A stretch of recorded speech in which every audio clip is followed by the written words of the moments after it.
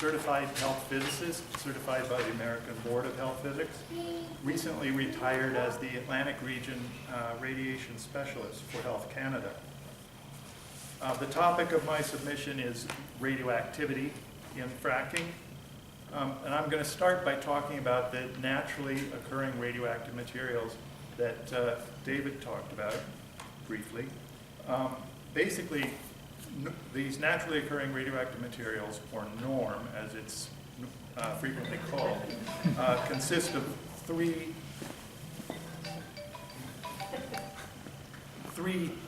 basic things. There's uranium and thorium and their decay chains. And their decay chains include many more species of radioactive atoms than in addition. For instance, in the uranium decay chain, there's a total of 14 radioactive species. In the thorium decay chain, there's 11. And then there's also naturally occurring radioactive potassium. Now, these naturally occurring radioactive materials, this NORM, it's present everywhere on the Earth, in the rocks and soil. It's just present at different levels in different locations. And one thing that's been known very well since the 1930s is that NORM is concentrated at higher levels in the type of rock that unconventional gas is located in. And oil and gas companies actually use this fact through a process they call gamma logging to determine where the gas-containing layers are in the rock. It's also another related fact is that this part of Nova Scotia, the central part of Nova Scotia, has radon levels, radon being one of the types of atoms in both the uranium and the thorium decay chains, is present here in this area at about twice the national average. That implies that we have more uranium and or thorium in the ground than is present on average across the country. Some of this radioactivity that's present in that layer containing the gas, sorry, I'm getting a little nervous. So are we. It's dissolved in water, formation water, that's present at that same level in the ground. And this formation water, with the radioactivity as well as heavy metals and microbiological organisms, comes back up out of the well during the fracking process.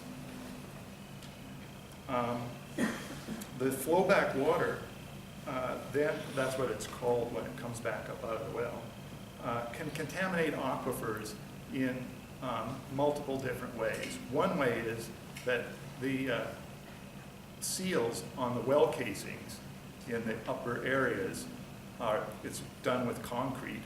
That seal can fail, and the water that's coming back up can leak out of the well into levels where we have drinking water aquifers.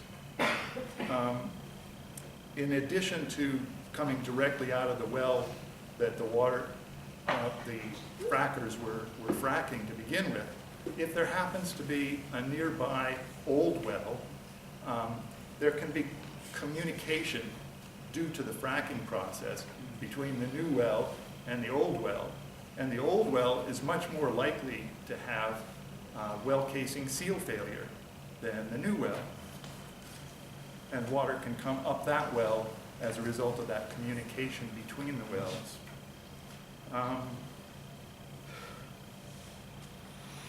Let's see. A second thing is that when the water's brought up, it's usually stored in ponds. These ponds, they're just lined with plastic and leak, and they often do leak, and that puts them into the groundwater directly. The ponds can overflow due to precipitation, and lastly, companies have been found to deliberately dump this fracking waste on fields and in waterways. Another way that it can get into the waters that we use for agriculture and drinking and cooking. Second thing that happens to this radioactivity when it comes up, okay, I got a lot more, unfortunately, is it can form pipe scale on the inside of the pipes, valves, and other components in the systems that the frackers use. That pipe scale can build up to very high levels of radioactivity with very high radiation levels, much higher than normal background levels. And thirdly, the radon gas will escape from the water when the pressure is released. And it's been measured at levels close to the Health Canada guideline for residences at distances at least 200 feet from wellheads that were being actively fracked. Now, even in the best case, if none of these problems occur, the water has to be treated. And because radioactivity can't be neutralized or eliminated, the only way you can treat the water is to concentrate that radioactivity onto filters or into reverse osmosis devices. Filters. Well, you have two streams of water coming out of a reverse osmosis device. The clean water and much dirtier water than you started with. And so you've concentrated the radioactivity into water. Or you can concentrate it on filters. Anyway, this water and those filters, they still need to be handled somehow. They need to be disposed of. And Nova Scotia does not have any licensed facilities for disposing of materials of this kind. The last thing I'd like to say is that Nova Scotia does not have any regulations dealing with naturally occurring radioactive materials.